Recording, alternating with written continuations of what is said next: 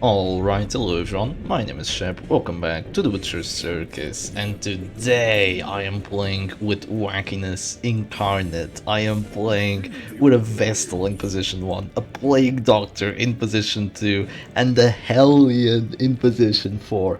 And I specifically asked my opponent, called Randaru, which is very prominent in the Discord server, he's always around just having a good time, to bring kind of a meme team, but this does not look like a meme team. I have complaints. There is one meme in this team, which is just the crossed hemlock, while my entire team is memes. So yeah, we're off to a wonderful start. However, I do have the potential of just popping off here because my characters are smarter and stronger than they look. My Vestal has the finisher and the Eagle Eye Talisman, so she's going to be able to get kills after stacking up lots and lots of Hand of Light buffs. So she's going to be a very good finisher character here. The Plague Doctor would be a very nice damage dealer with her incision with both the Eagle Eye Talisman and the Amputation Saw, except she just lost her actions, so I'm gonna go ahead and just give her a little pass and hope that no more harm comes her way, or at least if the harm does come her way, it doesn't bring her down to 0 immediately, because that wouldn't be too good. Here comes the Ring of Sorrows, 1 dodge, I appreciate it very much, and my Hellion is suffering. However, my Hellion, which I have named Rum and Death today, in reference to that one Dr. Livesey, as the Executioner's Halberd and the Crushed Hemlock, and with the Battle Palette her hit chances aren't so garbage. So let's see, 5 to 10. Yeah, it's not great, not terrible, I guess. Yeah, should I buff? Nah, not yet. I'll do it if I receive another Ring of Sorrows. I apply the Blight on everyone, which is very nice, for sure. And you know, in total I do like, what, 8 damage plus 4, so that's like 12 there. And here it was 7 plus like 11, so like 23. Another 7 plus 4, well, that's actually a lot of damage. I did like 35 damage total with that, that's actually not too bad. Well, I would like to go for... There's really no good characters here, because I'm probably gonna miss, but I'm still gonna go for it. I still get the buff, right? Yes, I do. Okay, it's fine. I missed the 80, but you know, I kind of have to go for that, because I can't really focus the Crusader down. He just has too much HP. I do want to kill the Flagellant with Finale, but I don't want to go for it just yet. So maybe I should. Maybe I should. Goes for the stunning blow here. Please don't get another stun. You know, I'm trying to record a video here. I would like to get an incision crit for the thumbnail, but it looks like it's not happening. Yeah, it's probably not happening today. My opponent gets to go first as well. Where is the justice? Where is the justice, I ask of you? I'm gonna go for a Mace Bash here, which does just enough damage to bring the Flagellant down to 14 HP. Which is exactly where he wants to be, right? Yeah, this is not being a very comfy match for the Shepherd Doggy. I feel like things could have gone better for us, but the team isn't behaving as it should. However, they offer the Ring of Sorrows here. I would like to move back twice into a crit finale, into the Jammy Man finale, but I don't think that's going to be too much of a possibility. I'm just going to go ahead and drop a solo, because I need the crit and I need the damage, and I need to get a kill, like, now, or else I'm gonna lose the Plague Doctor. After that I'm gonna lose probably the Vestal and then the Hellion, and then everything's gonna be all over. Goes for the heal, heals for 12, not bad. Ah, there's a finisher. Please don't get it. Please don't get it. Please don't get it. I hate dazes so much, by the way. It's so ridiculous that breakthrough dazes yourself, literally losing me the Plague Doctor right now. Yeah, there she goes. It's unbelievable how that's a thing, honestly. Like, it should absolutely not be that way. It's just ridiculous, really. Ridiculous is the one word I can give it. Well, that's a nice breakthrough crit. Sadly misses the Jester, but I have enough damage to go for the Jammy Man finale for sure. I don't even need to go for the Jammy Man finale. I can just go for probably a normal one. I'm doing 11 to 20. I'm trying to keep my... Damn, I was trying to keep my mouse away from the Flagellant's health bar, but it looks like the opponent still notices, and I gotta go for it. The Jammy Man! Yeah, there goes. Jammy Man finale fails, so on to match number 2 we go. Alright, and here we go, straight into match number 2, and apparently Randaru is a bit of a one-trick pony, so it appears that pretty much they play only the team they played in the first match, but they basically said, okay, if you really want me to experiment and try something else, I will, and they bring out kind of a weird variation of Silex Stress that looks pretty freaking good, kind of like Flaze and Stress as well, except instead of an Abomination you have a Flagellant here.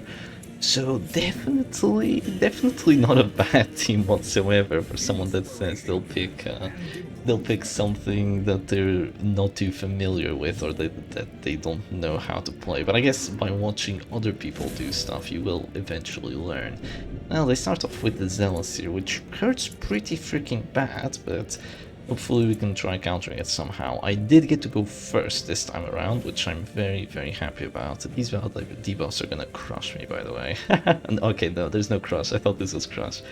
Yeah, but no, there's no cross, it's just retribution, which would actually matter here a little bit. So I'm gonna go ahead and drop a breakthrough. Not a lot of damage, but the blight will be helpful. My opponent doesn't have an infinite source of healing apart from the Crusader. So what I want to do here, what I want to focus on is kind of ignoring the backline. Try to ignore the backline at the very least. Come on, he didn't even drop a command buff. Look at this. Went for the 55 hit chance into my monkey spawn and got a crit on it. Unbelievable. No justice. Absolutely no justice in this world. But I do get to go first next round, so maybe I can make something happen with that. Well, I think I could use Emboldening Vapors, that's a possibility, but I'm gonna go ahead and just drop this. I feel like I'm going to have to reduce the Crusader's HP a little bit if I want to win this one. Thankfully, it doesn't have the Pit Fighter's Helm, which is what you probably should have in a Stress Crusader team. You kind of need the tankiness. You need to get that tankiness from somewhere, because damage teams can sort of get away with just bringing aggressive trinkets because you really need to get the kills, and if you get the kills you get a snowball. But stress teams really need to try and protect themselves while also outputting the stress, so defensive trinkets make a hell of a lot more sense on the stress teams rather than the damage ones. So that's usually why you see damage crusaders bringing sort of this setup, and why you see stress crusaders not bringing that setup. Now I'm gonna go for the incision here, and I get a lovely crit for 17, which is a big chunk of the Crusader's health bar. I get the bleed on it as well, because with an extra 30 bleed chance here and an extra 20 from the crit, yeah, try resisting that. It was literally Caltrip's bleed chance, so D80, and we all know there's an absolute lack of justice if you do fail that one. There was a command buff, right? There still wasn't a command buff, and you still go Panic Darts with only Satchel of Dirty Tricks into my Jester. That's unbelievable. My 40 dodge practically doesn't exist right now. Yeah, oh, I have a wonderful idea. Look at this. Mace Bash, Daze. Come on. Yeah, I got the Daze. Sadly, not enough damage because of the Veil debuff. But what can you do about it? It was still pretty good. It was still pretty good that we did apply that Daze, because now we have a good chance of going for the kill here. My opponent decides not to guard, which is definitely a misplay, because now the Crusader could go down. I will say my team sorta sucks, so if they guarded here, pretty much my entire offense would go down the drain. But since they didn't guard, now it's too late, because the Crusader's already at this door. Of course, there was no heals from the Flagellant, because he hadn't taken enough damage. There's also no reclaim, and now if you guard, I can still hit you with Dirk Stab, and if Dirk Stab doesn't get the kill, the Executioner's Halberd from the Hellion's breakthrough most likely will. Do you still guard regardless? No, you do not, which I believe is the best play. Do I finally get a dodge? Wow! Like, by the end of round 2, I finally get one dodge. Thank goodness. And I'm just gonna go ahead and drop this, and my Jester's already dropping to this door, which is kind of unfortunate. Randaru says that he rolled for the Affliction on the Jester. He says that, I don't know how stress works. I don't know how stress works. That's hilarious. This is the sort of person that really is a one-trick pony, sort of doesn't know how to play anything else, which is honestly perfectly okay. If you know the team, and you play the team that you love and you enjoy it, and that's how you want to play the Butcher's Circus, or really any game for that matter, then all the power to you. But you should expect to run into tricky situations if you find yourself not playing your favorite team or your favorite characters. or even if you find yourself playing against those characters you're not familiar against, because if you don't play with the set characters, you kind of don't learn their weaknesses. That's sort of how it feels for me at the very least. Like in games like League of Legends. Yes, Shepherd Dog is a League of Legends gamer, or was a League of Legends gamer. If you play all the characters, you sort of learn how their abilities work and how their ins and outs sort of work. Same thing for the Witcher Circus, honestly. Same thing for pretty much any character that is kind of unique in a sort of way. Well, here comes the panic darts. With a crit, my hellion is not feeling too good right now, but I have a trick up my sleeve. The trick is called move back with the plague doctor. And why is that my trick? Because now you can go for the punish, you can do whatever you want, unless the only way you could save this flagellant right now is if my masochistic... No, my masochistic really couldn't do anything that bad. But if the Fearful moves back, or if the Fearful passes, that's how you save the flagellant. I am hoping that doesn't happen. Randaru says 7% chance to survive. I don't believe it's a 7%. I don't know why they say 7%. I don't know if they're hoping for the move back or for the pass. The pass is 12%, and the move back is... I don't know how much, but I do 8 to 15 damage, so I'm definitely gonna take the flagellant here. I'm not gonna risk it. And now Randaru says 0% chance of survival. Oh, that's hilarious. But I mean, let's be honest here. My Jester is dead to a panic dart, my Hellion is dead to a panic dart, so you know, I kind of have to deal with that situation. The Grave Robber is still very dodgy, still very healthy, full HP actually. The Man-at-Arms is still very healthy, and yeah, 46 HP is going to be difficult to break through, and while I do have the OT, I don't have that much. So this is going to be a rough one to deal with. One thing that I do want to do though is the Disorienting Blast. Who do I have a better chance of moving? Technically I have a better chance of moving the Man-at-Arms. Because of the hit chance. If I miss this, like if you...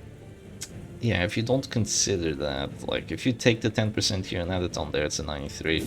I'm gonna go for the Man-at-Arms, please move. Ah, of course, I don't get to move back. Maybe I should have gone for the Grave Robber, maybe that should have worked. Maybe he moved forward, because it didn't say move resist. Maybe he moved forward and then the corpse was removed. Is that how it works? Is Disorienting Blast really that trash? Is it Disorienting Trash? Yeah, I suppose it is. Well, it goes for the unnecessary death blow.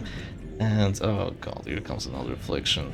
Abusive. Okay, abusive is good, but I have 4 bellowed debuffs on me. I might do 0 damage. Oh, and you're going down to 0 too. I go masochistic there, that's not too bad. How much damage do I do? Yeah, it's a joke. It's a freaking joke.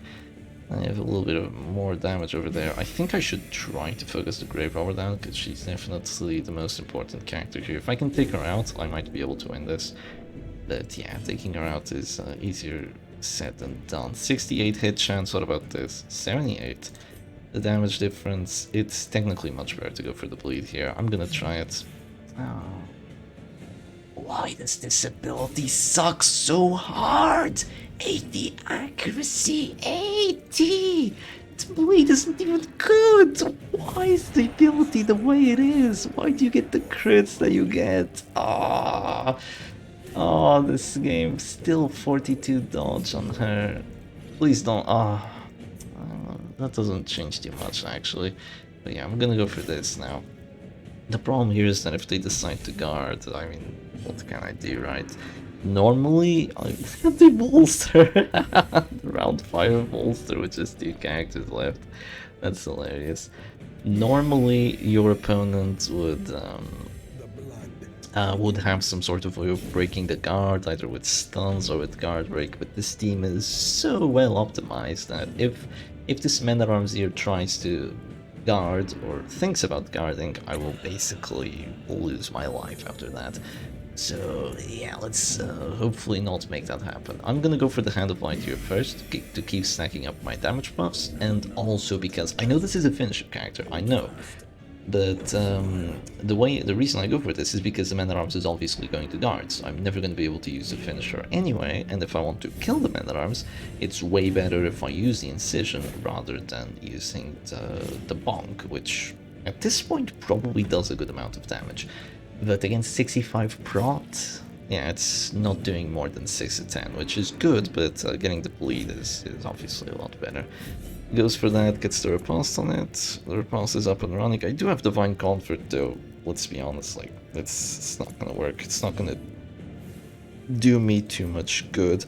I could go for that, but I think just getting the bleeds here is better. Yeah, honestly, generally think that just getting the bleeds here on this mana is gonna help me a lot more. He is taking basically 8 plus 16 bleed, so he's taking 24 points of bleed, which is not bad. But that's over 4 rounds, which is a hell of a lot of rounds to be eating panic darts. I don't have that many rounds to be eating panic darts, I'm gonna be honest with you. 4 to 7, I could keep stacking up. Keep stacking up, or maybe drop a Divine Comfort. I need to keep stacking up, man. I need to keep stacking. Oh, the miss into the 0 dodge, thank goodness. Thank goodness there's an actual miss there. I might generally be able to win this, but she needs to stay alive. She needs... I know she's abusive, so that's pretty good. But yeah, she needs to stay alive until he drops to 0 HP, so she can actually drop the kill there. Okay, if I hit you now... even if I do 3... you should die next round because of the bleeds, right? My opponent has to go first, so I can wait out their action onto the man-at-arms and try to get the kill. They're gonna go for the panic darts here, which is definitely going to hurt, but I'm going to drop a heal. Abusive, okay, don't move forward. I'm going to drop a heal here to make sure that they don't get to hit me for like 5 with the panic darts and kill me immediately. If that doesn't happen, I'll be fine here. So they're gonna go for their man-at-arms action. What's he gonna do? If he went for the retribution here and got a crit on my vestal, she might be dead. No, probably not. Probably wouldn't be enough stress, but it would be goddamn close to enough stress. He goes for that, okay. Oh, the act out. The act out, right? Abusive. Oh, I love abusive. Okay, you know what I'm gonna do here? Because I technically don't have to go for the kill just yet. I have an extra 30 and an extra 25 here. That's an extra 55 kill chance. I'm not gonna risk it and go for the incision there. I'm gonna go for the incision here. 58. 58 to hit. I have an extra 40 accuracy. Goes pick to the face. Doesn't really accomplish too much, honestly. And now I have to go for the kill here with the Mace Flash. Okay, that's fine. 80. 80? Oh my god. Oh yeah, of course. It's the same kill chance on either of them, Shep. You dummy. You. Yeah. It's like, come unto your maker right now. Wow, the vessel is actually amazing. Oh my god. I'm genuinely surprised. I thought it was gonna be like bad kill chance, bad hit chance, just all around terrible. But no. It was actually pretty good. Well, Vestal, you did your worth, and now it's a masochistic Plague Doctor in position 1 against the Retribution Man-at-Arms into the 15% death blow, and the Queen takes the match. After getting abused in the first one, she takes the W, and once again resumes her rightful place as the ruler of the Ring Mommy Circus. So anyway, hope you all enjoyed today's video. I am now Darkest One again, or would be if this wasn't a duel, and I'll see you again another time. Cheers.